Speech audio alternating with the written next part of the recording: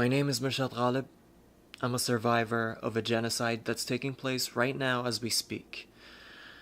The traumatic experiences that I've had, which will haunt me for the rest of my life, is going to be delivered in the future videos. But today, right now, I need your help rescuing my mother from a concentration camp. Yes, you've heard that right, a concentration camp. In the mid-October of 2017, my mother was taken away by Chinese authorities to a re-education camp, as they call it. If you've never heard about these camps or don't know much about them, the UN and the United States government have characterized them as the concentration camp of the 21st century. According to German researcher Adrian Zenz, there are about 1.5 million people currently being held in these camps. There is no due process, there is no trial, nobody knows when they're getting out, according to Human Rights Watch and many major news outlets. Physical and psychological torture is so frequent in these camps, inmates often would have illness or they would even die. This honestly worries me sick every day. Now let me tell you about my mom.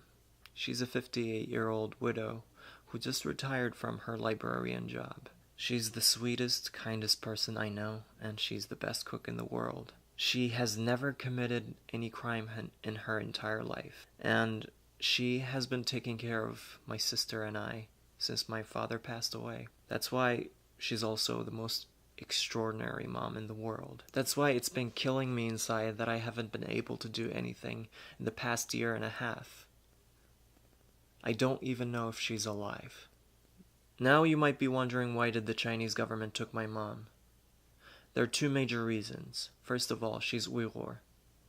Some people pronounce it as Uyghur, but we are the indigenous people of East Turkestan, aka Xinjiang Uyghur Autonomous Region. Currently it's part of China, but historically it has never been part of China. That's why China wants to assimilate us or committed genocide in order to secure this internal colony. Now, I won't bore you today with the politics and the history, but I might tell you more in the future episodes. Now, the second reason is that my sister and I are outside of China. I am getting my PhD degree in linguistic anthropology in America, and my sister has gotten her master's degree in management and has been working in Istanbul ever since. This somehow constitutes some sort of crime for the Chinese Communist Party. That's why they took my mom. It makes me very angry and very guilty, but yet I haven't been able to do anything. The reason why I've been silent, like many thousands of people who have their loved ones in these camps, is we're all afraid of the Chinese Communist Party because they could retaliate and they could put our loved ones at a worse place, or they could even kill them.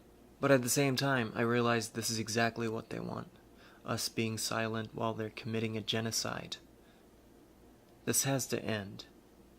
That's why I'm speaking out. Now the specific things you can do to help my mother is that you can write and call the Chinese consulates and embassies in your country and ask whereabouts of my mom. My mother's name is Zumrat Aoud, and her ID number will be shown below. Please include these informations while you're asking, and please ask them to release my mother.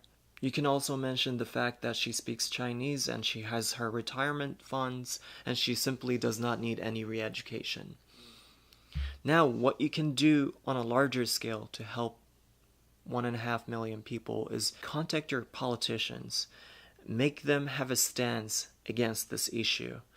If you're in America especially, call your representatives, call your senators, ask them if they have signed the Uyghur Human Rights Policy Act.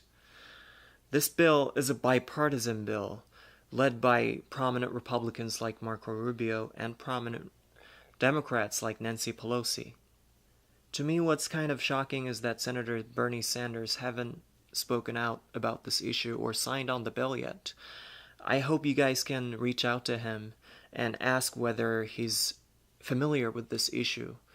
I understand that he's preparing for his presidential campaign and he could be busy. But I feel like he's one of the best politicians that could be speaking out about this situation because of his family background and Holocaust. I'm sure if he learns about the situation, he will speak out and take action. Another thing that you could do is share this video on social media, especially with the social media influencers that you like. Even if they're not political, if they make a comment about it, this issue will get noticed. You can also talk about it in your own community and make people aware of what's going on and make people contact their politicians to make a stance. Now I'd like to thank all of the amazing people who are watching this and all the wonderful people who will try to do something to put an end to this horrific situation. I will be making future videos to inform you what's going on and explain to you how did this atrocious crime against humanity happen. Until then, take care.